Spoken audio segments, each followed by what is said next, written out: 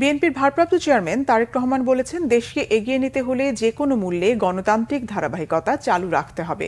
সিলেটে বিএনপির রাষ্ট্র কাঠামো মেরামতের ৩১ দফা ও জনসম্পৃক্তি প্রশিক্ষণ কর্মশালায় ভার্চুয়ালি যুক্ত হয়ে দলের ভারপ্রাপ্ত চেয়ারম্যান একথা বলেন। শিল্পকলায় আয়োজিত এই কর্মশালায় তিনি বলেন, স্বৈরাচার পালিয়ে গেছে, তবে তার লেজ রয়ে গেছে। গত ২ দিনে রাজধানীতে ঘটে যাওয়া নানা কর্মকাণ্ডের উল্লেখ করে দলীয় নেতাকর্মীদের সজাগ থাকার আহ্বান জানান তারেক রহমান। গণতান্ত্রিক প্রক্রিয়া অব্যাহত থাকলে যে কোনো ষড়যন্ত্র মোকাবিলা করা সম্ভব বলে মনে করেন তিনি।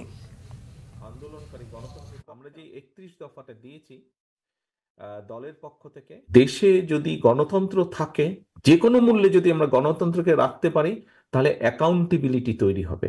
অ্যাকাউন্টেবিলিটি অর্থাৎ জবাবদিহিতা তৈরি করতে হবে, এবং আমাদেরকে সেই জবাবদিহিতা তৈরি করতে হবে। সরকারকে, যারা নির্বাচিত হিসাবে সরকারের দায়িত্বে থাকবে, তাদেরকে আমাদের এমন একটা পর্যায়ে নিয়ে যেতে হবে তারা যাতে জনগণকে ভয় পায়, যাতে তাদের মাথার মধ্যে থাকে যে হ্যাঁ, কাল বাদে পরশু আমাকে জনগণের সামনে যেতে হবে, জবাব দিতে হবে জনগণকে।